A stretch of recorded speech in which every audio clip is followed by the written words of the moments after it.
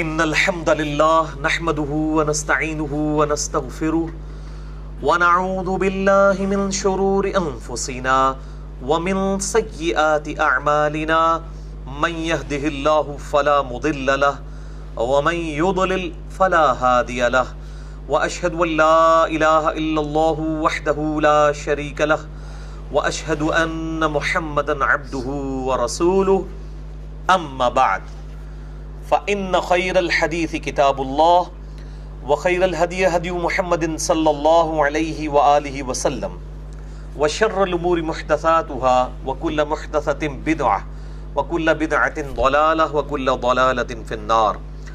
أعوذ بالله السميع العليم من الشيطان الرجيم. بسم الله الرحمن الرحيم. رب اشرح لي صدري ويسر لي امري واحلل عقدة من لساني يفقهوا قولي. بسم الله الرحمن الرحيم. ان الله وملائكته يصلون على النبي يا ايها الذين امنوا صلوا عليه وسلموا تسليما. اللهم صل على محمد وعلى ال محمد كما صليت على ابراهيم وعلى ال ابراهيم انك حميد مجيد. اللهم بارك على محمد وعلى آل محمد كما باركت على إبراهيم وعلى آل إبراهيم إنك حميد مجيد. اللهم ربنا آتنا في الدنيا حسنة وفي الآخرة حسنة وقنا عذاب النار. ربنا آتنا من لدنك رحمة وهيئ لنا من أمرنا رشدا. لا إله إلا أنت سبحانك إني كنت من الظالمين. ولا حول ولا قوة الا باللہ العلی العظیم. آمین. الحمدللہ آج 29 جولائی 2017 کو ہفتے کے دن قرآن کلاس نمبر 263 میں ہم انشاءاللہ تعالی سورۃ القصص کی آیت نمبر 71 سے آنورڈ سٹارٹ کریں گے، اور آج انشاءاللہ تعالی سورۃ القصص ہماری کمپلیٹ بھی ہو جائے گی انشاءاللہ. صورتیں جب بھی کنکلوژن کی طرف جاتی ہیں ان کا جو آخری پورشن ہوتا ہے وہ بڑا سٹرونگ ہوتا ہے، کیونکہ یہ اللہ تعالیٰ کے خطبات کا مجموعہ ہے. قرآن حکیم ہر صورت ایک کمپلیٹ خطبہ ہے جس کے اندر پورا ایک مضمون بیان ہوا ہے. خطبے کا آغاز تمہید کے ساتھ ہوتا ہے، پھر مضمون جو ہے وہ ایک ایپیکس کو پہنچتا ہے، پھر الٹیمیٹلی کنکلوژن ہوتی ہے اس کے اینڈ پہ جا کے. لہٰذا یہ آخری جو 2 رکوع ہیں یہ بہت امپورٹنٹ ہیں اس حوالے سے. اعوذ باللہ من الشیطان الرجیم. بسم اللہ الرحمن الرحیم. قل ارأیتم ان جعل اللہ علیکم اللیل سرمدا الى یوم القیامہ. اے محبوب صلی اللہ علیہ وآلہ وسلم تم ارشاد فرما دو کہ بھلا اگر اللہ تعالیٰ بنا دے ہمیشہ کے لیے قیامت کے دن تک تمہارے لیے رات، من الہ غیر اللہ یأتیکم بضیاء، تو اللہ تعالیٰ کے علاوہ اور کون الہ ہے جو تمہارے لیے روشنی لے آئے. یعنی اگر ہمیشہ کے لیے اس روئے ارض پہ رات ہو جائے اللہ تعالیٰ کے علاوہ کوئی یہاں پہ روشنی نہیں لا سکتا. روشنی تو بڑی دور کی بات ہے. یہ جو زمین اپنے ایکسس کے گرد 23.5 کے اینگل کے ساتھ روٹیٹ کر رہی ہے، اس اینگل کے اوپر جو اس کی موومنٹ ہے اس کی وجہ سے ہی موسم بدلتے ہیں، اور سورج کی جو زمین کے ساتھ ریلیشن شپ ہے، زمین کی اورینٹیشن ود رسپیکٹ ٹو سن، اس کے ساتھ یہ سارے معاملات چل رہے ہیں. وہ صرف اینگل ہی ڈسٹرب ہو جائے تو زمین کے موسم بدل جائیں. اور اگر خدا نہ خواستہ اللہ تعالیٰ سورج کو ختم کر دے اور ہمیشہ کے لیے رات کو زمین کے اوپر کر دے تو زمین پہ کوئی بھی زیرو زندہ نہیں رہ سکتا، کیونکہ زمین کے اوپر جو زندگی ہے وہ اس خوراک کی وجہ سے ہے جو اس زمین سے پیدا ہوتی ہے، اور اس زمین کو جو خوراک والا معاملہ چل رہا ہے زمین کا وہ سورج کی وجہ سے ہے. سورج کی روشنی کی وجہ سے فوٹو سنتھسس جسے ہم ضیائی تالیف کہتے ہیں، اس کی وجہ سے پودے اپنی خوراک تیار کرتے ہیں. پودوں کی اپنی نشو و نما بھی سورج کی روشنی کی وجہ سے ہے. اسی جو روشنی کی وجہ سے خوراک جو پودوں کی بنتی ہے اور پودے خود پروان چڑھتے ہیں، ان پودوں کو ہم کھاتے ہیں، انہی کو جانور کھاتے ہیں، جانوروں کا گوشت ہم کھاتے ہیں. یہ پورے کا پورا جو فوڈ سائیکل ہے وہ سورج کے اوپر ڈیپینڈنٹ ہے. اگر سورج ختم کر دیا جائے یا سورج کچھ عرصہ کے لیے غائب ہو جائے اور ہمیشہ کے لیے رات آ جائے دن کی بجائے، تو زمین پہ کوئی زندگی بھی قائم نہیں رہ سکتی، کیونکہ ظاہر ہے کہ پودے اپنی خوراک نہیں بنا سکیں گے، اور جب خوراک ختم ہو جائے گی تو ظاہر ہے کہ زندگی ختم ہو جائے گی. تو اس جملے کی سینسٹیوٹی اور اس جملے کی حساسیت اور کرٹیکلٹی جو آج ہم پہ کھل کے سامنے آئی ہے، آج سے پہلے نہیں آئی تھی. پہلے تو لوگ زیادہ زیادہ یہ سوچتے ہوں گے کہ یار سورج نہیں ہوگا، رات ہوگی تو ہم روشنی کے بغیر کام کیسے کریں گے. پہلے تو لوگوں کو یہ چیزیں نہیں پتا تھی کہ یہ سائنٹیفک جو فیکٹس ہیں، فزیکل فینامنا آف نیچر، یہ سب کے سب سورج کے اوپر ڈیپینڈنٹ ہیں. اب ذرا اس جملے کو اگر غور سے سنیں کہ اے محبوب صلی اللہ علیہ وآلہ وسلم بھلا ان سے فرماؤ کہ بھلا بتاؤ تو اگر اللہ تعالی ہمیشہ کے لیے قیامت کے دن تک کے لیے تم پر رات ہی کر دے، من الہ غیر اللہ، اللہ کے علاوہ اور کون الہ ہے، یأتیکم بضیاء، کہ تمہارے لیے روشنی لے آئے. افلا تسمعون، کیا تم سنتے نہیں ہو. یعنی یہ اتنا ایک کرٹیکل فینومینا ہے، اتنا یونیورسل ٹروتھ ہے، اس کے اوپر غور و تفکر کرو. اور پھر ساتھ ہی سائملٹینیس کنٹراسٹ، قل ارائیتم ان جعل اللہ علیکم النہار سرمدا الی یوم القیامہ. اے محبوب صلی اللہ علیہ وآلہ وسلم ان سے ارشاد فرماؤ بھلا بتاؤ تو کہ اگر اللہ تعالی قیامت کے دن تک کے لیے ہمیشہ ہمیش کے لیے تم پر دن کو قائم کر دے، من الہ غیر اللہ یأتیکم باللیل تسکنون فیہ، تو اللہ کے علاوہ اور کون الہ ہے جو تمہارے لیے رات لے آئے کہ تم اس میں آرام کر سکو. افلا تبصرون، کیا تمہیں یہ باتیں سجھانے کے لیے کافی نہیں ہے، تم دیکھتے نہیں ہو. اب یہ بھی بہت امپورٹنٹ چیز ہے. پورا دن بھی کوئی شخص سویا رہے، اس کی جو جسم کی ریکوائرمنٹ ہے اس وقت تک پوری نہیں ہوگی جب تک کہ رات کے وقت میں آرام نہ کرے. یہ تو اب سائنٹیفکلی کئی چیزیں سامنے آ رہی ہیں کہ رات کے وقت ہمارے جسم سے ایسے ہارمونز نکلتے ہیں جو ہمارے جسم کے اندر قوت مدافعت والا معاملہ ہے اس کو سپورٹیو ہوتے ہیں، اور وہ دن کو سونے سے مسئلہ حل نہیں ہوتا. ایک تو ہمارا سب کا کامن ایکسپیرینس ہے کہ آپ پورا دن سوئے رہے ہیں تو تھکاوٹ نہیں اترتی، لیکن رات کے اوقات میں 4 سے 5 گھنٹے بھی کوئی آرام کر لے تو اس کی تھکاوٹ اتر جاتی ہے. یہ تو وہ چیز ہے جو ہم فزیکلی آبزرو کرتے ہیں.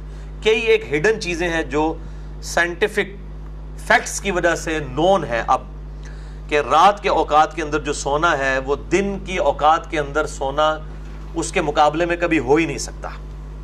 کیونکہ رات کے وقت جو شخص آرام کرتا ہے وہ اللہ تعالیٰ نے رات کو چونکہ جبلی طور پر اور فزیکل فینامنا آف نیچر کے کانٹیکسٹ میں بنایا ہی اس اعتبار سے ہے کہ انسان کے جسم کو راحت ملتی ہے رات کے وقت سونے سے. اسی لیے جو لوگ شفٹوں میں جابز کرتے ہیں آپ دیکھیں گے اکثر ان میں سے لوگ جو ہیں وہ وقت سے پہلے بوڑھے ہو جاتے ہیں، اور اس کی کئی ایک ریزنز ہیں. ان میں سے ایک یہ بھی ہے کہ چونکہ دن کا ٹائم جو ہے یہ اللہ تعالیٰ نے تگ و دو کے لیے بنایا ہے، فکر معاش کے لیے، اور رات کا وقت جو ہے وہ سونے کے لیے. تو جب نیچر کو بدلا جائے گا تو اس کے نیگیٹو ایفیکٹس سامنے آئیں گے. تو اللہ تعالیٰ فرماتا ہے کہ اگر ہم قیامت کے دن تک کے لیے تم پر ہمیشہ کے لیے دن ہی دن کر دیں، اللہ کے علاوہ کون سا الہ ہے جو تمہارے لیے رات لے آئے کہ تم اس میں آرام کر سکو. وَمِن رَحْمَتِهِ جَعَلَ لَكُمُ اللَّيْلَ وَالنَّهَارَ، یہ اسی کی رحمتوں میں سے ہے کہ جو اس نے رات اور دن کو بنایا.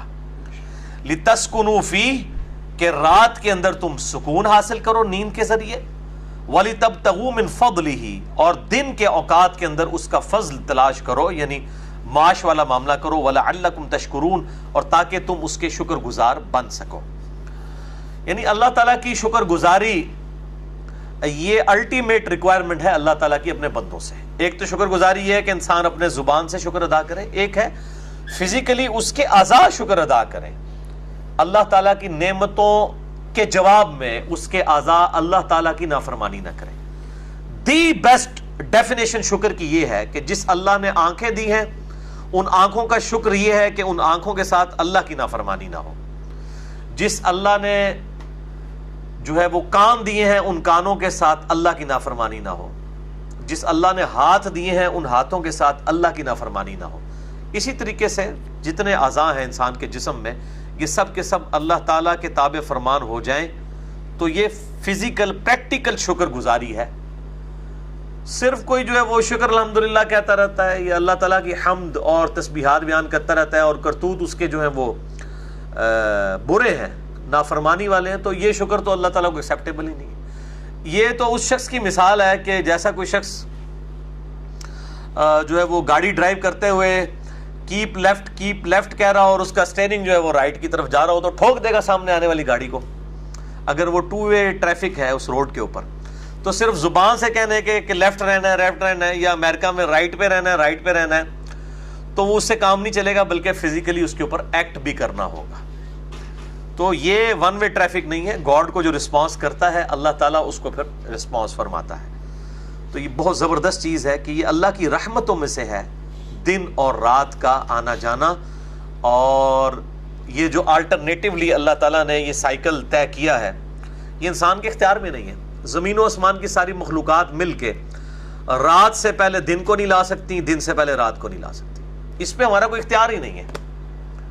ہمارا زیادہ سے زیادہ سائنس جو ڈیل کرتی ہے وہ ڈسکوریز کے ساتھ کرتی ہے کہ ہم ڈسکور کر لیتے ہیں کہ اچھا یہ ایسے ہوتا ہے. کیسے ہو رہا ہے؟ وہ کہتے ہیں فزیکل فینومینا آف نیچر، اور اسی کے پیچھے خدا ہے. اس پہ میں نے بڑا ڈیٹیل لیکچر دیا ہے، مسئلہ نمبر 128.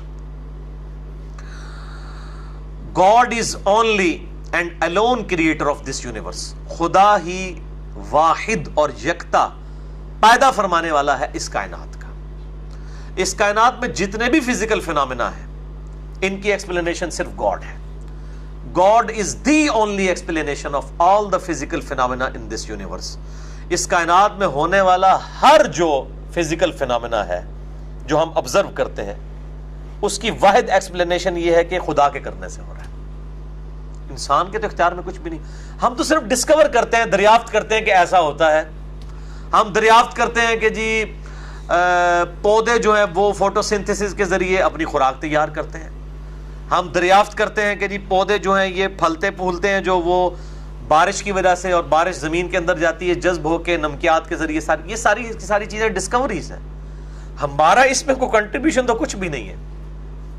اس نیچر میں جو کچھ ہو رہا ہے ہم اس کو صرف آبزرو کر کے آگے بیان کر رہے ہوتے ہیں، اس سے زیادہ کچھ بھی نہیں. تو یہ سب کی سب چیزیں اللہ تعالیٰ کے اختیار میں ہیں.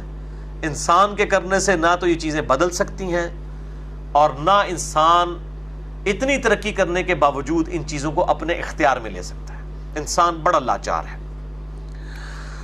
وَيَوْمَ يُنَادِيهِمْ، اور جس دن اللہ تعالیٰ ان کو آواز دے گا، فَيَقُولُ أَيْنَ شُرَكَائِيَ الَّذِينَ كُنْتُمْ تَزْعُمُونَ، تو اللہ تعالیٰ فرمائے گا کدھر ہیں وہ شریک جن کے بارے میں تمہیں زوم تھا کہ اللہ کے مقابلے میں تمہاری مدد کوئی کر سکتے ہیں. وَنَزَعْنَا مِن كُلِّ أُمَّةٍ شَهِيدًا، اور ہم ہر امت میں سے ایک گواہ کو اٹھائیں گے، یعنی وقت کے پیغمبر کو گواہی دینے کے لیے اپنی امتوں کے خلاف کہ انہوں نے آپ کی بات مانی ہے نہیں. فَقُلْنَا هَاتُوا بُرْهَانَكُمْ، پھر ہم امتوں سے کہیں گے لاؤ اپنی کوئی دلیل ہے ان پیغمبروں کے مقابلے پر. ان پیغمبروں نے تو اپنا پیغام پہنچا دیا تھا، تم نے ہی نافرمانی کی. ہاتوا برہانکم فعلموا ان الحق للہ، پھر قیامت والے دن وہ جان لیں گے کہ بے شک حق اللہ ہی کے ساتھ ہے، اللہ ہی کے لیے ہے. وضل عنہم ما كانوا یفترون، اور ان کے ہاتھوں سے ہر وہ چیز جاتی رہے گی جو دنیا میں وہ جھوٹ باندھا کرتے تھے. یہاں پہ لوگوں نے کتنی امیدیں لگائی ہوئی ہیں. کتنے جو ہیں وہ پیر صاحبان ہیں وہ کہتے ہیں آپ ہمارے سلسلے میں مرید ہو جائیں، ہم تو اس وقت تک جنت میں داخل نہیں ہوں گے جب تک آپ کو ساتھ نہ لے جائیں. اور بھائی آپ کو کسی نے گارنٹی دی ہے کہ آپ نے بھی جنت میں جانا ہے کہ نہیں؟ جنت کی گارنٹی جن لوگوں کو بائی نیم ملی ہے وہ تو بڑے تھوڑے سے لوگ ہیں جن کو نبی صلی اللہ علیہ وآلہ وسلم نے جنت کی بشارت دی ہے. اور آپ صلی اللہ علیہ وآلہ وسلم کے بعد ڈیفینیٹلی آپ کسی بھی بڑے سے بڑے شخص کے لیے دعویٰ نہیں کر سکتے کہ وہ جنتی ہے، چاہے اس نے دین کی بہت بڑی خدمت بھی کی ہو. کوئی دعویٰ نہیں کر سکتا.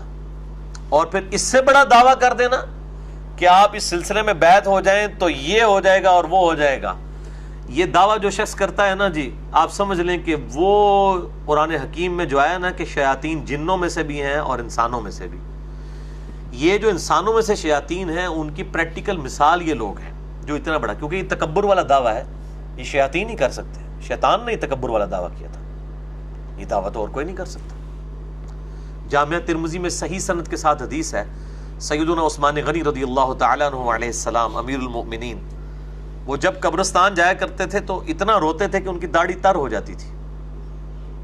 ان سے پوچھا گیا کہ آپ آخرت اور قیامت کے ذکر کے اوپر اس قدر آپ کے اوپر رقت طاری نہیں ہوتی, یہ قبرستان والے معاملے میں ایسا کیوں ہو جاتا ہے؟ تو انہوں نے کہا کہ میں نے نبی صلی اللہ علیہ وآلہ وسلم سے یہ بات خود سنی تھی کہ آخرت کی منزلوں میں سے پہلی منزل قبر ہے, جس کی یہ منزل صحیح ہوئی اس کی اگلی منزلیں آسان ہوتی چلی جائیں گی, اور جس کی یہ منزل پھنس گئی اس کی اگلی منزلیں اس سے مشکل در مشکل ہوتی جائیں گی. وَلِعَوْذُ بِاللَّهِ تَعَالَى اللہم انی اعوذ بک من عذاب جہنم ومن عذاب القبر ومن فتنة المحیا والممات ومن شر فتنة المسیح الدجال آمین.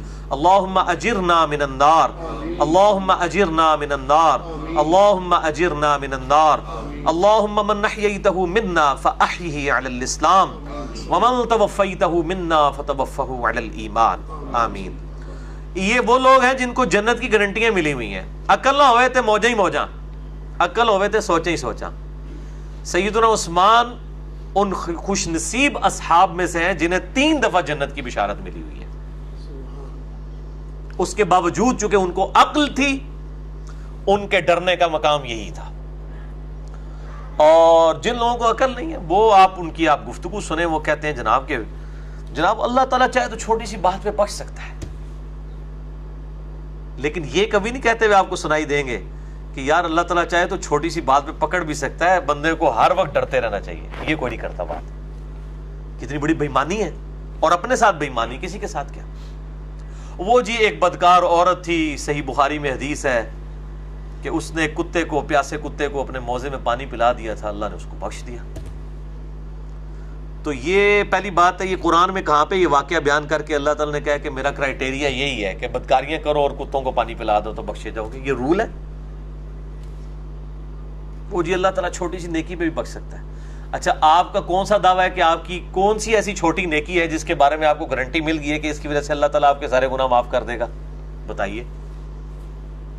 اور اسی بخاری اور مسلم میں حدیث ہے کہ ایک بڑی نیکوکار عورت تھی, اس نے ایک بلی کو قید کر دیا اور وہ بھوکی پیاسی مر گئی.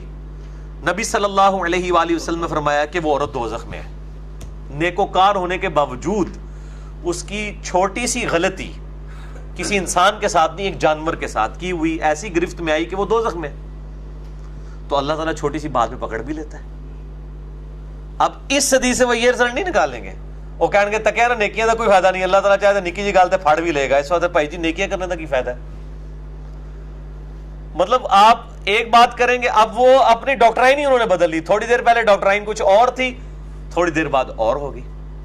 تو یہ ساری باتیں صرف اللہ تعالیٰ کی رحمت اور غضب سے متعلق بیان کی جاتی ہیں, اس لیے تاکہ لوگ جو ہیں وہ ایکسٹریم رویوں پر نہ جائیں. یہ ایز اے رول بیان نہیں کی جاتی ہیں. اگر یہ ایز اے رول ہوں تو پھر تو نہ دنیا میں انبیاء کے آنے کا کوئی فائدہ ہے, نہ کتابوں کا کوئی فائدہ ہے. پھر نعوذ باللہ من ذالک جو پورا قرآن پاک دھمکیوں سے بھرا پڑا ہے, یہ پھر ساری کی ساری دھمکیاں فضول ہے. نعوذ باللہ من ذالک. پھر تو ٹھیک ہے جی, تھوڑی تھوڑی آپ نیکیاں کرو. وہ تو آپ کو پتہ ہے آج کل لوگ حرام کی کمائی سے ہاسپٹل بنا رہے ہیں, حرام کی کمائی سے وہ جناب این جی اوز بنا رہے ہیں, حرام کی کمائی سے وہ اتنے لوگوں کو کھلا پلا رہے ہیں, اور لاکھوں لوگوں کو کہتے ہیں ہمارے دسترخوان چلتے ہیں. بھئی ان دسترخوانوں سے آپ ماشاءاللہ عوام کو تو دھوکہ دے سکتے ہیں, لیکن ان دسترخوانوں کے ساتھ آپ اللہ تعالیٰ کو تو نہیں دھوکہ دے سکتے, کیونکہ اللہ تعالیٰ کا تو کرائیٹیریا ہی بالکل ڈیفرنٹ ہے. اللہ تعالیٰ تو حلال کے بغیر اس طرح کے معاملات کو قبول ہی نہیں فرماتا. اسی کانٹیکسٹ میں ایک کراس ریفرنس کے طور پہ آیت ابھی میرے ذہن میں آئی, کیونکہ اسلام آباد والے درس میں آج کل سورہ طٰہٰ چل رہی ہے, تو وہاں پہ پچھلے ہفتے یہ آیت آئی تھی. آپ کا جو یہ بلو والا قرآن پاک ہے, اس میں 318 نمبر پیج آپ نکال لیں. پیج نمبر 318 سورہ طٰہٰ آیت نمبر 82. اس میں آپ کو بالکل جو ڈاکٹرائن ہے کتاب و سنت کی وہ کلیئر ہو جائے گی توبہ کے معاملے میں کہ اللہ تعالیٰ کس کی توبہ کو قبول فرماتا ہے. پیج نمبر 318 سورہ طٰہٰ آیت نمبر 82. اعوذ باللہ من الشیطان الرجیم بسم اللہ الرحمن الرحیم.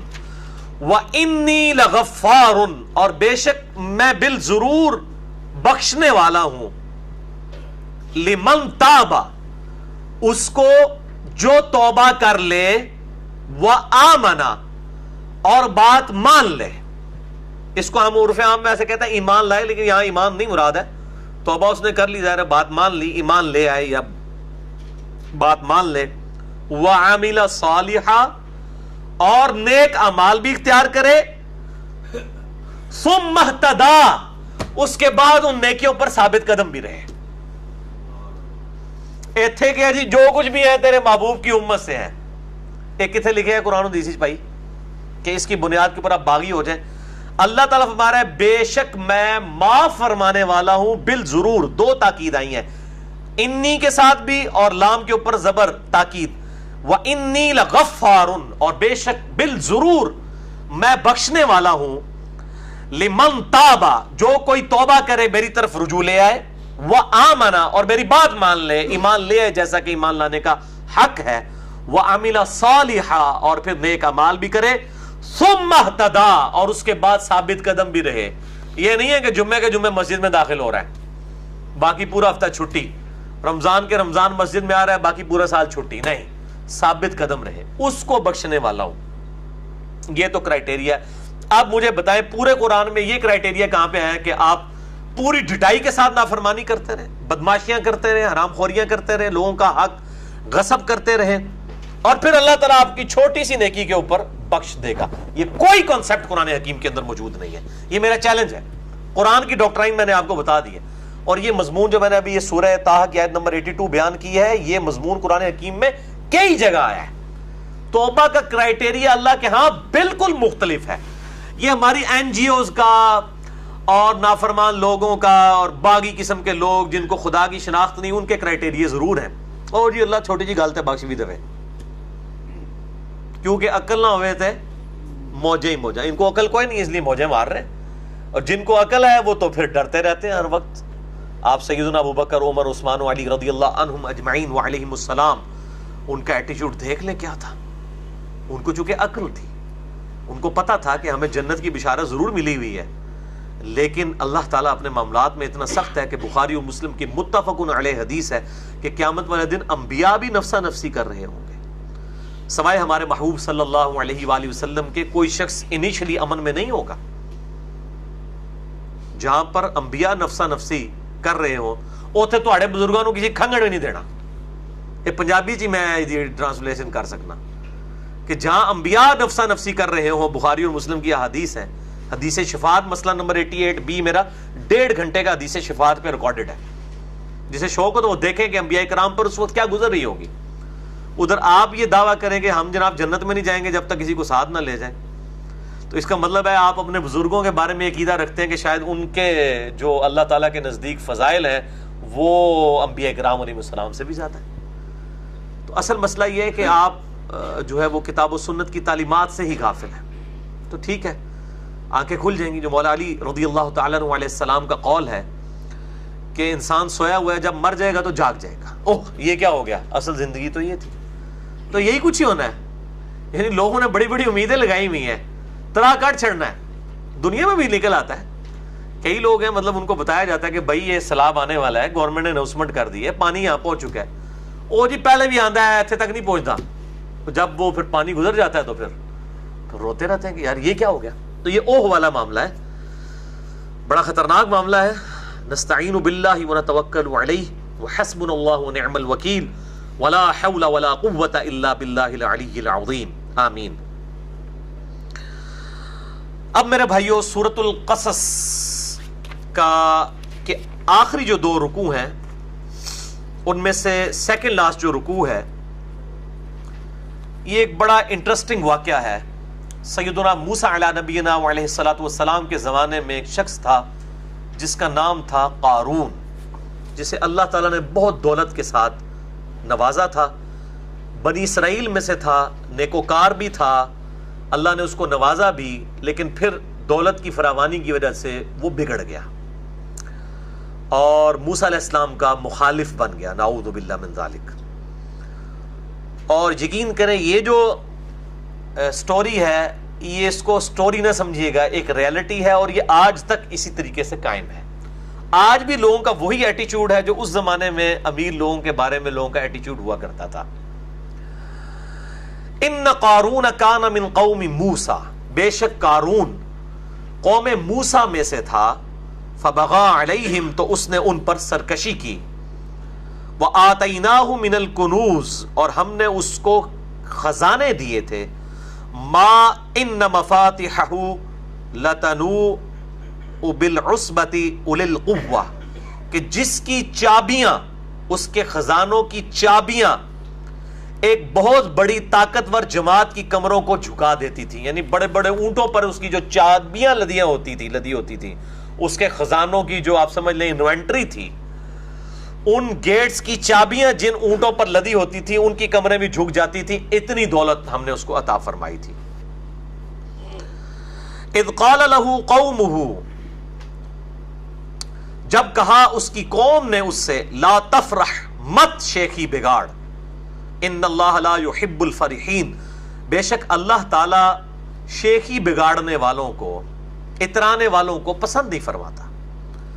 وابتغی فیما آتاک اللہ الدار الآخرہ، اور طلب کر اس مال کے ذریعے جو تجھے اللہ نے دیا ہے آخرت کا گھر، یعنی اللہ کے ڈیوائن بینک میں جمع کروا، اللہ کی راہ میں خرچ کر، اس سے آخرت خرید تو۔ ولا تنسى نصیبک من الدنیا، اور دنیا میں اس میں سے اپنا نصیب فراموش مت کر، جو بخاری و مسلم میں حدیث ہے کہ انسان کا مال وہ ہے جو اس نے کھا کے ختم کر لیا، یا پہن کر بسیدہ کر لیا، یا اللہ کی راہ میں خرچ کر کے آخرت کے لیے سٹور کر لیا، باقی تو اس کے ورثاء کا مال ہے۔ تو اس دنیا کے مال میں سے نصیب جو ہے، یعنی لوگوں کو پہ خرچ کر کے غرباء پہ آخرت میں اپنا حصہ کر، وَأَحْسِن كَمَا أَحْسَنَ اللَّهُ إِلَيْكَ، اور احسان کر اس مال کے ذریعے غرباء پر جس طرح اللہ نے تجھ پر احسان کیا ہے۔ وَلَا تَبْغِ الْفَسَادَ فِي الْأَرْضِ، اور مت خواہش کر زمین میں فساد مچانے کی، ان اللہ لا يحب المفسدین، بے شک اللہ تعالیٰ فساد کرنے والوں کو پسند نہیں فرماتا۔ یہ بہت کریٹیکل ٹاپک ہے۔ مسئلہ نمبر 51 میرا ریکارڈڈ موجود ہے، فتنہ مال، دنیا پرستی کی مذمت اور اس کا علاج، جس میں نے قرآن حکیم سے 11 آیات کراس ریفرنسز کے طور پہ اور 17 صحیح الاسناد احادیث صحیح بخاری اور صحیح مسلم سے بیان کی ہیں اسی کانٹیکسٹ کے اندر۔ اب میں وہ احادیث اور آیات یہاں پر کور کروں پھر 1.5 گھنٹہ چاہیے۔ مسئلہ نمبر 51 اہل سنت پاک .com ہماری ویب سائٹ پہ آپ دیکھ سکتے ہیں۔ اب قارون کو جب لوگوں نے سمجھایا کہ بھائی اس کو اللہ کی راہ میں خرچ کر، کم از کم جو ڈیٹم لیول کے اوپر زکوٰۃ والا معاملہ ہے وہ تو دے، تو بجائے یہ کہ وہ اپنی اصلاح کرتا، وہ آگے سے کیا کہتا ہے، قال انما اوتیتہ علی علم، وہ کہنے لگا کہ مجھے تو یہ جو کچھ ملا ہے اپنے علم کی وجہ سے، میری صلاحیتیں ہیں، میں نے دن رات ایک کیا ہے، میں بڑا سمجھدار ہوں، میں بڑا چلاک ہوں، میں نے بڑے طریقے کے ساتھ بزنس کیا، یہ تو میری علم کی وجہ سے مجھے ملا ہے، علی علم عندی، جو میرے پاس ہے۔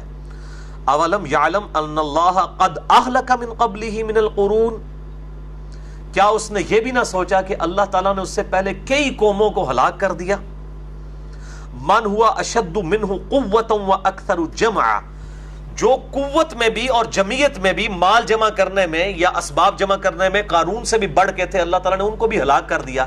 قارون کو یہ گمان نہ ہوا کہ یار میری دولت بھی ایک دن ختم ہو جانی ہے۔ ولا یسأل عن ذنوبہم المجرمون، اور اللہ تعالیٰ نے ان مجرموں سے ان کے گناہوں کے بارے میں دریافت بھی نہ کیا، یعنی بالکل ایگزیکٹو ڈیسیژن سنا کے اللہ تعالیٰ نے ان کو تباہ و برباد کر دیا۔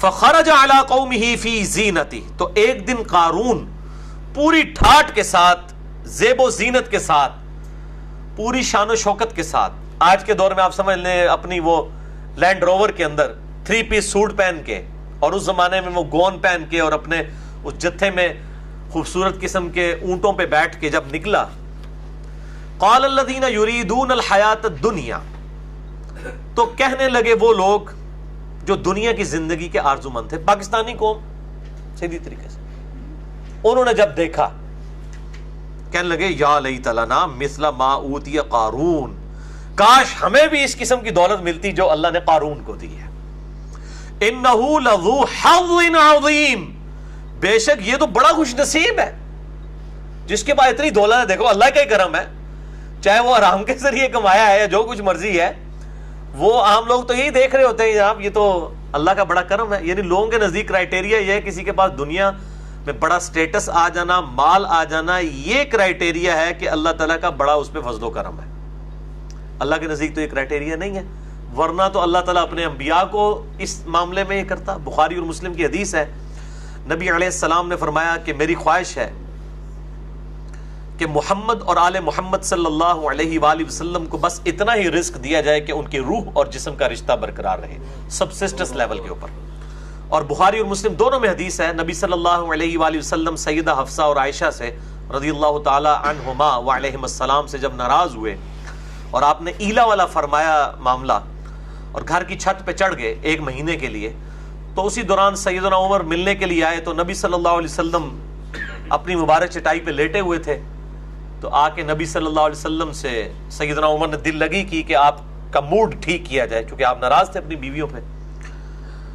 تو آپ صلی اللہ علیہ وآلہ وسلم سے کافی باتیں انہوں نے کی۔ آپ صلی اللہ علیہ وسلم اٹھے اور سیدنا عمر نے دیکھا کہ آپ کے جسم مبارک پہ چٹائی کے نشان ہیں، یہ بخاری مسلم دونوں میں حدیث ہے، یعنی اوپر کرتا بھی نہیں تھا، صرف تہمت باندھی ہوئی تھی آپ صلی اللہ علیہ وآلہ وسلم نے۔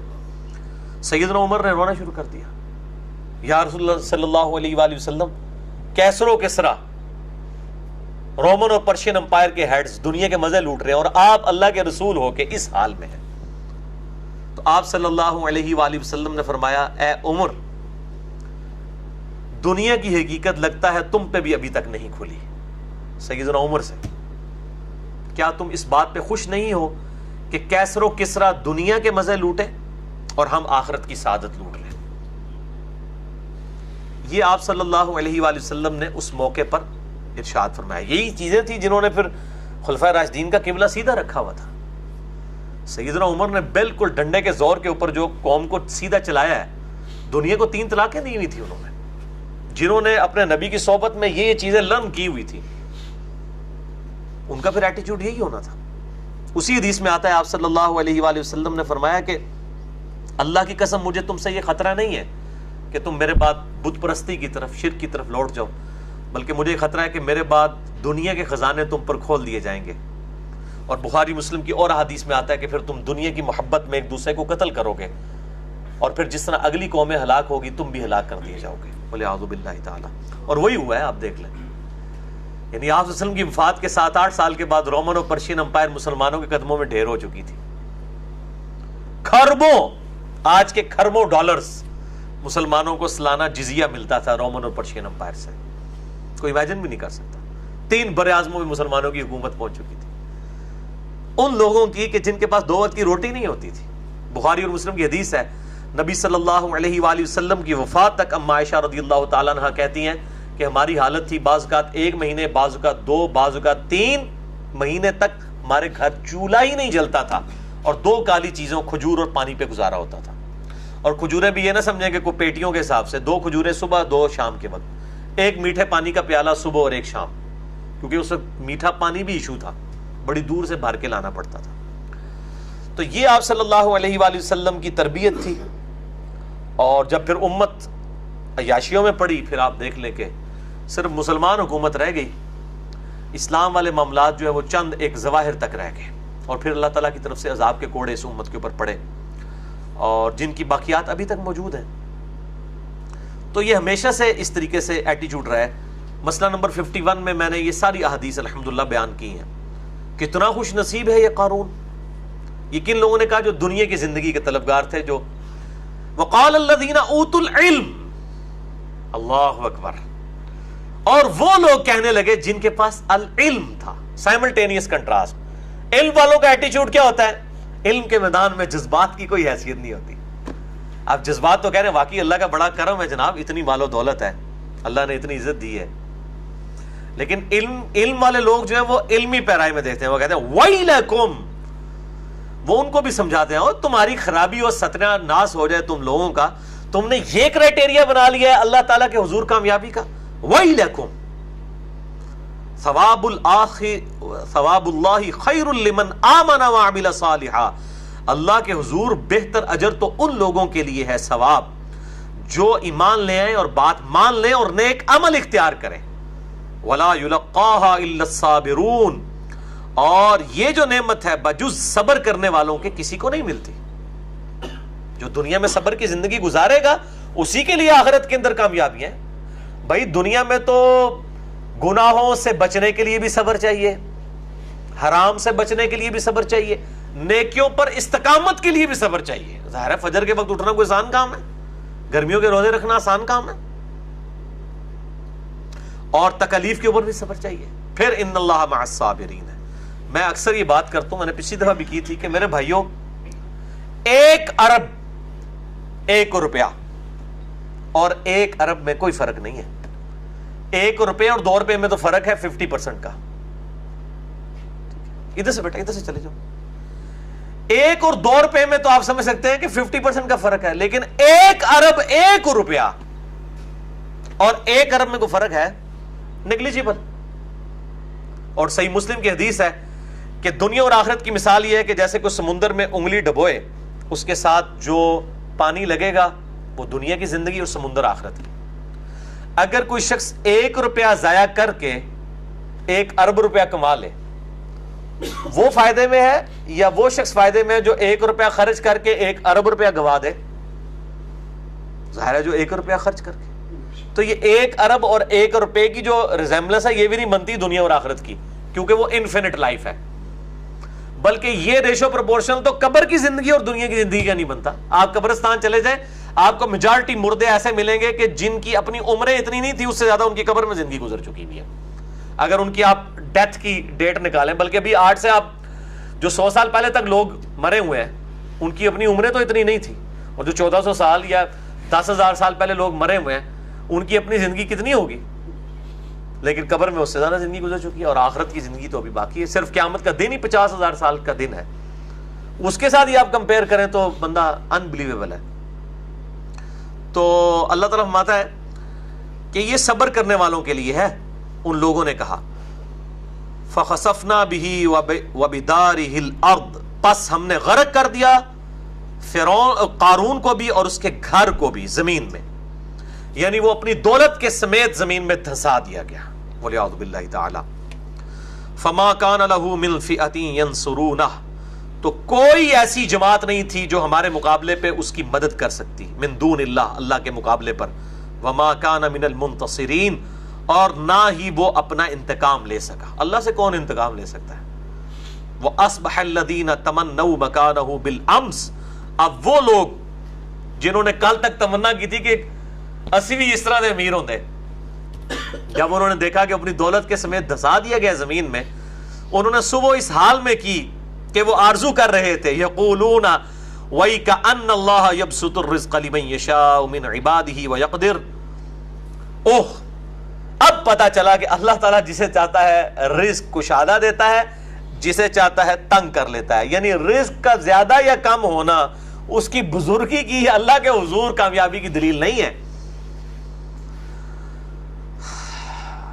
لولا امن اللہ علینا لخسف بنا، اگر اللہ ہم پر احسان نہ کرتا تو ہم بھی زمین میں دھسا دیے جاتے. یعنی اگر یہ اینڈ یہی ہونا تھا قارون کا تو شکر ہے اللہ تعالیٰ نے ہمیں دولت نہیں دی ہے. اگر یہی اینڈ ہونا تھا، شکر ہے اس اللہ کا، اگر اللہ کا ہم پر فضل نہ ہوتا تو ہم بھی زمین میں دھسا دیے جاتے. وَيْكَأَنَّهُ لَا يُفْلِحُ الْكَافِرُونَ، اور اب پتا چلا، افسوس اب پتا چلا کہ جو ناشکرے لوگ ہیں وہ کبھی فلاح نہیں پا سکتے. یہ ناشکری تھی نا قارون کی. قارون کو کافر نہیں تھا، مسلمان تھا، حضرت موسیٰ علیہ السلام کا امتی تھا، بس ایک اللہ تعالیٰ کی راہ میں جو خرچ کرنے والا معاملہ ہے اس میں اس نے جو ہے وہ غلط رویہ اختیار کر لیا. وَلِعَوْذُ بِاللَّهِ تَعَالَى. تو یہ میرے بھائیوں بہت ایک سمجھ لیں عبرت انگیز واقعہ ہے اس بنی اسرائیل کی امت کے اندر، ایک بہت بڑا واقعہ جس کو اللہ تعالیٰ نے بیان کیا ہے ہماری عبرت کے لیے. اب دیکھ لیں قرآن میں ہر ایک وہ واقعہ موجود ہے جس کے اندر میں سمجھتا ہوں یہ تو پاکستانی قوم کے لیے عبرت ہے. یہ جو جعلی قسم کی اور جھوٹی من گھڑت روایتیں ٹی وی کے اوپر حدیث نبوی کے نام پہ چلاتے رہتے ہیں، اس کی بجائے یہ کم از کم یہ ایک رکوع ہی جو ہے نا وہ 2-3 دن کے بعد چلا دینا تو یہ پاناما والے ایشوز نہ سامنے آتے ہیں. کم از کم لوگ جھنجھوڑے تو جاتے ہیں، کیونکہ لوگوں کو مطلب آخرت کے حوالے سے کوئی شرم و حیا نہیں ہے. وہ سمجھتے ہیں دنیا کی جو دولت ہے یہ سب کچھ ہے. وَلِعَوْذُ بِاللَّهِ تَعَالَى تِلْكَ الدَّارُ الْآخِرَةُ نَجْعَلُهَا لِلَّذِينَ لَا يُرِيدُونَ عُلُوًّا فِي الْأَرْضِ وَلَا فَسَادًا. یہ آخرت کا گھر ہم مخصوص کر دیں گے اس کی نعمتوں کو ان لوگوں کے لیے جو زمین میں سرکشی نہیں کرتے اور نہ فساد برپا کرتے ہیں.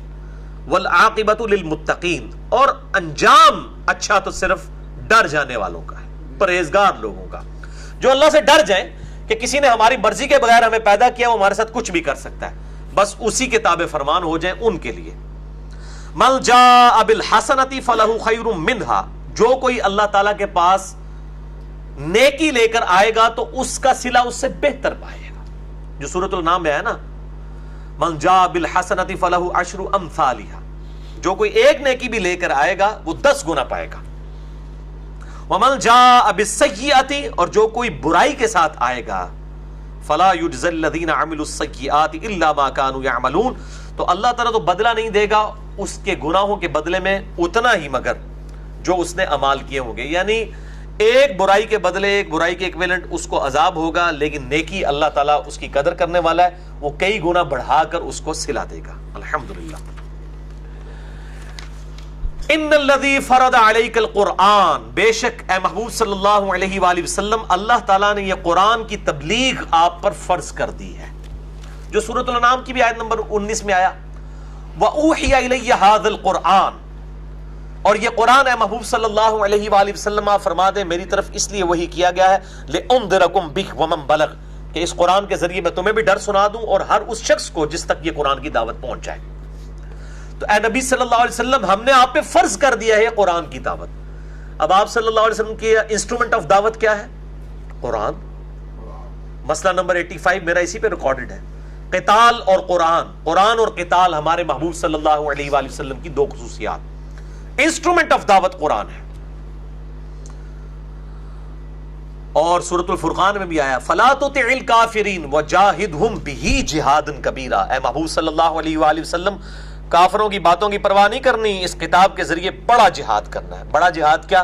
دعوت الی القرآن. قرآن کی دعوت آ گئی تو ساری چیزیں اس کے اندر ہیں. تو اے نبی صلی اللہ علیہ وآلہ وسلم ہم نے آپ پر فرض کیا ہے اس قرآن کی تبلیغ کو، لَرَادُّوكَ إِلَى مَعَادٍ، تاکہ اللہ تعالیٰ آپ کو وہیں پر واپس لے آئے جہاں پہ آپ چاہتے ہیں. یعنی آپ کو اہل مکہ نے نکالا تھا، اس دعوت قرآن کو آپ عام کریں، ایک دن آئے گا کہ آپ فاتح ہو کر مکے کی سرزمین میں واپس آئیں گے. اور پھر لوگوں نے دیکھا کہ 8 سال کے اندر اندر آپ صلی اللہ علیہ وآلہ وسلم فاتح کی حیثیت سے داخل ہوئے اور اپنے جانی دشمنوں کو بھی معاف کر دیا جن سے تکلیف اٹھائی ہوئی تھی. قُلْ رَبِّي أَعْلَمُ مَنْ جَاءَ بِالْهُدَىٰ، اے نبی صلی اللہ علیہ وآلہ وسلم آپ فرما دیجئے میرا رب خوب جانتا ہے جو ہدایت یافتہ ہو، وَمَنْ هُوَ فِي ضَلَالٍ مُبِينٍ، اور اس کو بھی جو کھلی گمراہی میں ہے. یہ حساب کتاب اللہ نے رکھا ہوا ہے، قیامت الدن بتا دے گا، لیکن اس دن بتانے کا فائدہ کوئی نہیں ہوگا. فائدہ تب ہے جب ہمیں مرنے سے پہلے ہمیں پتہ چل جائے کیا حق اور کیا باطل ہے. وَمَا كُنْتَ تَرْجُو أَن يُلْقَى إِلَيْكَ الْكِتَابُ، اور اے نبی صلی اللہ علیہ وآلہ وسلم آپ کو تو قطعاً یہ امید نہیں تھی کہ آپ کے اوپر کتاب نازل ہوگی، الا رحمۃ من ربک، محض یہ آپ کے رب کی رحمت ہے. فلا تکونن ظہیرا للکافرین، تو دیکھیے آپ پھر کافروں کے مددگار مت بنیے گا. یہ بڑی اہم آیت ہے سورہ قصص آیت نمبر 86 کہ نبی صلی اللہ علیہ وآلہ وسلم کو فرمایا جا رہا ہے کہ آپ کو کوئی قطعاً یہ امید نہیں تھی کہ آپ کو یہ کتاب دی جائے گی. یعنی آپ صلی اللہ علیہ وآلہ وسلم کہ جب عمر مبارک 40 سال ہوئی لیونر ایئرز کے اعتبار سے اور سولر ایئرز کے اعتبار سے سمجھ لیں تقریباً کوئی 38.5 سال، اس وقت اچانک دنیا سے دل اچاٹ ہوا. اس سے پہلے بھی آپ اللہ کی حفاظت میں تھے، لیکن آپ صلی اللہ علیہ وآلہ وسلم کو خود نہیں پتا تھا کہ میں اللہ کا پیغمبر ہوں، جب تک کہ اللہ نے مبعوث نہیں کیا. اسی لیے تو بخاری مسلم میں آتا ہے جب پہلی وحی نازل ہوئی تو آپ پہ کیا کیفیت طاری ہوئی، ورنہ تو آپ صلی اللہ علیہ وسلم خوشی خوشی آتے اور کہتے کہ میں 40 سال سے جس مبارک لمحات کا انتظار کر رہا تھا وہ آ گئے. پھر آپ کی بیوی آپ کو ورقہ بن نوفل کے پاس لے گئی، جو عیسائی عالم دین تھے، جن کے پاس پروفیسیز موجود تھیں بنی اسرائیل کی کتابوں میں سے. انہوں نے کہا عنقریب اللہ تعالیٰ آپ کو پیغمبر بنا کے مبعوث کرے گا، لیکن آپ کی یہ قوم جو آپ سے اتنی محبت کرتی ہے وہ آپ کو اس جگہ سے نکال دے گی. حضور نے کہا مجھے صادق اور امین کہتے ہیں، میں سب کی آنکھوں کا تارا ہوں، مجھے نکال دیں گے؟ انہوں نے کہا محمد صلی اللہ علیہ وآلہ وسلم، آپ سے پہلے جس نے بھی اس دعوت توحید کو بلند کیا اس کے ساتھ یہی کچھ کیا گیا، آپ کے ساتھ بھی ایسا ہوگا. کاش میں اس وقت تک زندہ رہا تو میں آپ کی مدد کروں گا. لیکن وہ پہلے ہی فوت ہو گئے. یعنی آپ صلی اللہ علیہ وسلم کو نبی بنا کے اس وقت مبعوث کیا گیا، اور پھر بعد میں رسالت عام کرنے کا جو حکم آیا وہ 3 سال کے بعد آیا. اس سے پہلے صرف قریبی رشتہ داروں کے لیے حکم آیا تھا. تو اے نبی صلی اللہ علیہ وآلہ وسلم، آپ کو قطعاً یہ امید نہیں تھی کہ یہ کتاب آپ کی طرف نازل ہوگی، بلکہ یہ تو اللہ کی رحمت ہے. تو آپ کافروں کے مددگار مت بنیے گا. وَلَا يَصُدُّنَّكَ عَنْ آيَاتِ اللَّهِ، اور خیال رہے وہ ہرگز نہ روکیں آپ کو اللہ کی آیات سے. بعد اذ انزلت الیک، بعد اس کے کہ وہ آیات آپ پر نازل ہو چکی ہیں. کافر آپ کو اس سے بھجلا نہ دیں اس راہ حق سے. وَدْعُوا إِلَىٰ رَبِّكَ وَلَا تَكُونَنَّ مِنَ الْمُشْرِكِينَ، اور آپ لوگوں کو بلائیے اپنے رب کی طرف اور آپ شرک کرنے والوں میں شامل نہ ہوئیے گا. وَلَا تَدْعُوا مَعَ اللَّهِ إِلَٰهًا آخر، اور مت آپ پکاریے گا اللہ تعالیٰ کے ساتھ کسی اور الہ کو. لا الہ الا ہو، نہیں ہے کوئی معبود سوائے اس کے. کل شیء ہالک، ہر شے کو فنا ہے. الا وجہہ، سوائے اس ذات کے. ویسے لفظی ترجمہ ہے سوائے اس کے چہرے کے، یعنی یہاں پہ چہرے کی تعویل ظاہر ہے ذات کے اعتبار سے ہوگی. مسئلہ نمبر 41 میرا اسماء و صفات کے حوالے سے ریکارڈڈ موجود ہے، میں آج اس ڈیٹیل میں نہیں جاؤں گا. لہ الحکم، اسی کے لیے ہے حکمرانی. وَإِلَيْهِ تُرْجَعُونَ، اور تمہیں لوٹ کر اسی کی جانب جانا ہے. یہ سورۃ القصص کمپلیٹ ہوئی. اب یہ جو ٹاپک ڈسکس ہوا ہے، ابھی ہمارے تقریباً 10 منٹ باقی ہیں. میں چاہ رہا ہوں کہ اسی کے لیے کراس ریفرنس کے طور پہ سورہ الشورى کا آخری رکوع نکال لیں. پارہ نمبر 25 میں سورہ شورى، سورت نمبر 42 الشورى. مشورہ، آپ کے اس بلو والے قرآن پاک پہ پیج نمبر ہے 489. 489 سیکنڈ لاسٹ آیت ہے. 489 سیکنڈ لاسٹ آیت ہے سورہ الشورى. آیت نمبر 51، 52 اور 53، یہ آخری 3 آیات ہیں سورہ الشورى کی. وَمَا كَانَ لِبَشَرٍ، اور کسی بھی انسان کے لیے شایع نہیں ہے، کسی انسان کا یہ مقام ہی نہیں ہے ان یکلمہ اللہ، کہ اللہ اس سے کلام کرے.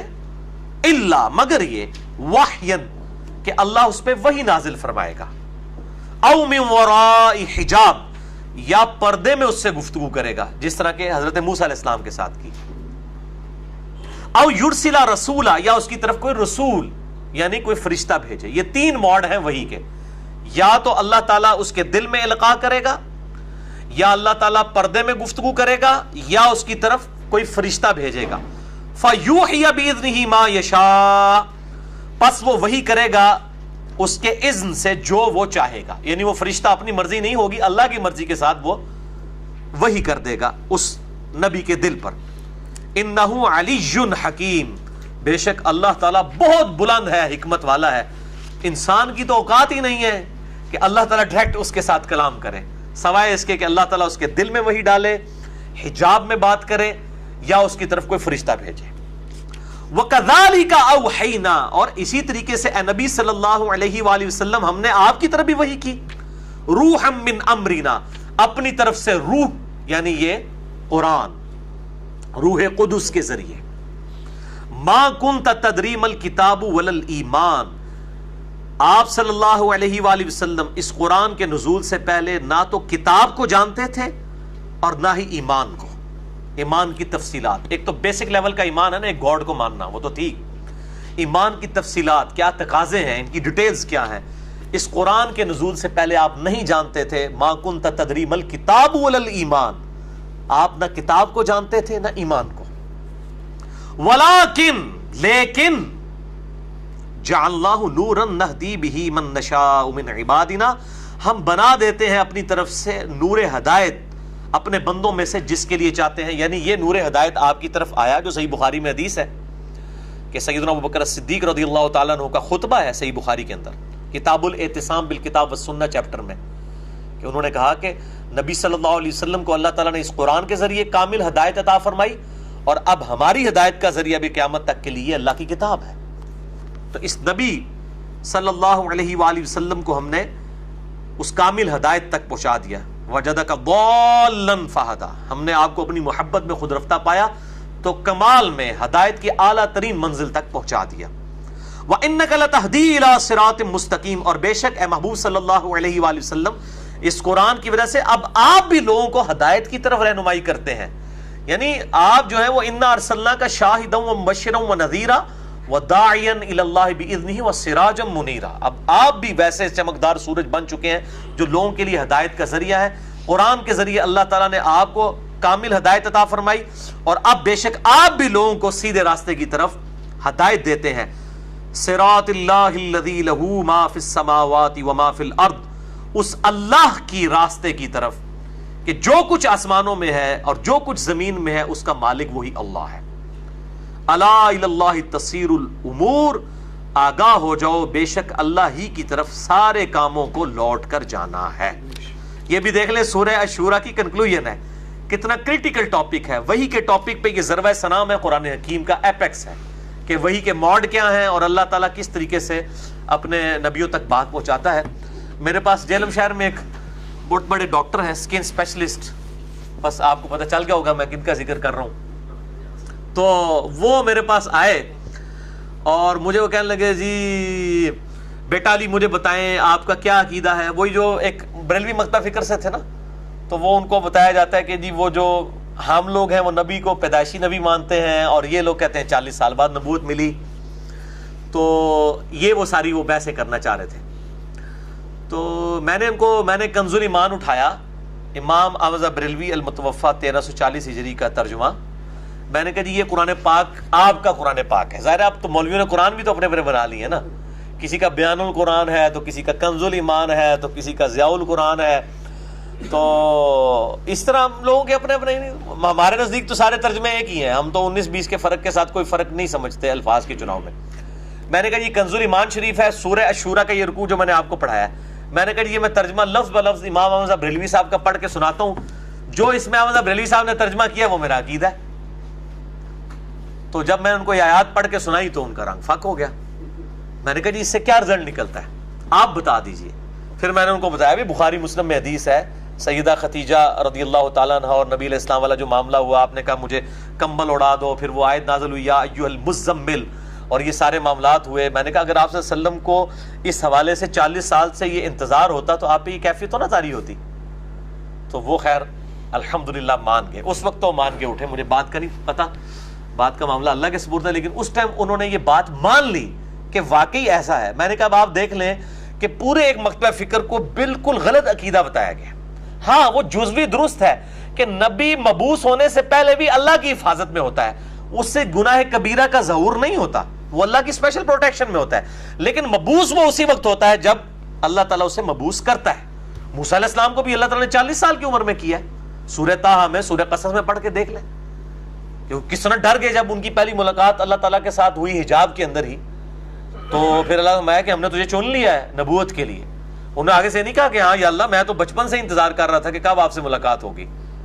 ٹھیک ہے، تو یہ اللہ تعالیٰ اسپیشل پروٹیکشن میں رکھتا ہے، لیکن مبعوث کرتا ہے. پہلے وہ ڈائنامک لائف پروفٹ گزارے ہوتے ہیں، پھر ان کو اس میں سے اٹھایا جاتا ہے تاکہ اللہ تعالیٰ چیز ثابت کرے کہ اللہ تبارک و تعالیٰ ہر چیز کے اوپر قادر ہے، وہ جو چاہے کر سکتا ہے. ایک ایسے شخص کو جو یتیم ہے، اور ایسا شخص کے جس کو باپ کی شفقت نہیں ملی ہے، ماں کی محبت اس طریقے سے نہیں ملی ہے، اور اس شخص کو اللہ تعالیٰ نے، اور جو کسی سے دنیاوی تعلیم پڑھا ہوا بھی نہیں ہے، کوئی یونان میں بھی نہیں پیدا ہوا جو اس وقت علم کا گڑھ تھا، اور عرب کی امیین میں پیدا ہوا ہے، اور اللہ تعالیٰ اس کے ذریعے جو ہے وہ ہزاروں سال کی بڑی بڑی سلطنتیں، رومن اور پرشین امپائر الٹنے والا ہے، اور صرف چند سالوں کے اندر 3 براعظموں میں اس کی دعوت پھیلنے والی ہے، جو مسند احمد میں صحیح سند کے ساتھ حدیث ہے۔ دلائل النبوہ امام بیہقی کی کتاب میں موجود ہے کہ آپ صلی اللہ علیہ وآلہ وسلم نے فرمایا، میں دعائے ابراہیم ہوں، میں عیسیٰ علیہ السلام کی بشارت ہوں، اور میں اپنی ماں کا خواب ہوں جو انہوں نے پیدائش کے وقت دیکھا کہ ان کے لیے ایک نور ظاہر ہوا جس سے شام کے محلات بھی روشن ہو گئے۔ یعنی آپ کی والدہ کو یہ بات دکھا دی گئی تھی کہ یہ آپ کا بیٹا غیر معمولی صلاحیتوں والا ہے، لیکن ظاہر یہ چیز کلیئر نہیں تھی کسی کو کہ یہ پیغمبر بنیں گے۔ ظاہر ہے کہ دنیا میں کئی جنگجو بادشاہ بھی ہوئے جنہوں نے مطلب کتنی امپائرز جو ہیں وہ قائم کی ہیں، یہ اس لیول تک کلیئرنس کسی کو نہیں تھی کہ آپ صلی اللہ علیہ وآلہ وسلم کے ساتھ یہ معاملہ ہونے والا ہے۔ اور یہ سورہ قصص کی آیات بھی اور سورہ الشورى کی آیات بھی بالکل عقیدہ واضح کر دیتی ہیں۔ باقی ہمارا کام صرف لوگوں کو سمجھانا ہے، کسی نے بات ماننی ہے مانے، نہیں ماننی بری لگتی ہے، اس کا دل نہیں مانتا، اس کے اپنے فرسودہ نظریات جو آباء و اجداد سے چلتے آ رہے ہیں وہ انہی کو ہی صحیح سمجھتا ہے، تو بھئی گھوٹ کے کسی کو گھول کے حق تو نہیں پلایا جا سکتا، صرف بتایا ہی جا سکتا ہے، ایک رونا ہی رویا جا سکتا ہے، باقی جب مرنے کے بعد خود بخود حق واضح ہو جائے گا الحمدللہ۔ اور جو بندہ بات ماننا چاہتا ہے اس کے لیے قرآن میں ہدایت ہے، اور جو بات نہیں ماننا چاہتا اس کو تو اللہ تعالیٰ نے فرما دیا ہے کہ ایسے شخص کو تو تم چھوڑ دو، اے نبی صلی اللہ علیہ وسلم، وَيَتَجَنَّبُهَا الْأَشْقَى، جو شقی ہو چکا ہے، بدبخت، آپ کی بات نہیں سننا چاہتا، اس شخص کو آپ چھوڑ دیں۔ وَيَتَجَنَّبُهَا الْأَشْقَى الَّذِي يَصْلَى النَّارَ الْكُبْرَى، ایسے شخص کو ہم اس بڑی آگ پہ پیش کریں گے، ثُمَّ لَا يَمُوتُ فِيهَا وَلَا يَحْيَا، پھر وہ اس کے بعد نہ زندوں میں ہوگا نہ مردوں میں۔ قد افلح من تزکا، بے شک کامیاب تو وہ ہوا جس نے اپنا تزکیہ کیا، وذکر اسم ربہ فصلی، اور اپنے رب کا نام لے کر نماز پڑھی۔ بل تؤثرون الحیات الدنیا، لیکن اصل مرض تمہارا یہ ہے کہ تم دنیا کی زندگی کی پرائورٹی کو، اس کو ترجیح سمجھتے ہو۔ والآخرۃ خیر وابقی، جبکہ آخرت ہمیشہ ہمیش کے لیے ہے اور بہتر بھی ہے۔ ان ھذا لفی الصحف الاولی، بس یہی ایک کانٹے کی بات، یہی ایک یونیورسل ٹروتھ، یہی سب سے بڑی حقیقت تھی جو پچھلے سارے صحائف میں، الہامی کتابوں میں تھی۔ صحف ابراہیم و موسیٰ، چاہے وہ موسیٰ علیہ السلام کے صحائف ہوں یا ابراہیم علیہ السلام کے، اس قرآن سے پہلے جتنی کتابیں تھیں ان کا لب لباب یہی ہے۔ بل تؤثرون الحیات الدنیا والآخرۃ خیر وابقی ان ھذا لفی الصحف الاولی صحف ابراہیم و موسیٰ۔ اللہ تعالیٰ سے دعا ہے جو حق بات میں نے کہی اللہ تعالیٰ ہمارے دلوں میں راسخ فرمائے، اگر جذبات میں میرے منہ سے کوئی غلط بات نکل گئی اللہ تعالیٰ ہمارے دلوں سے ہی معاف کر دے، ہمیں کتاب و سنت کی تعلیمات پر عمل کر کے دوسرے بھائیوں تک پہنچانے کی توفیق عطا فرمائے۔ سبحانک اللہم و بحمدک، اشہد ان لا الہ الا انت، استغفرک و اتوب الیک، وما علینا الا البلاغ المبین۔ جزاکم اللہ خیرا۔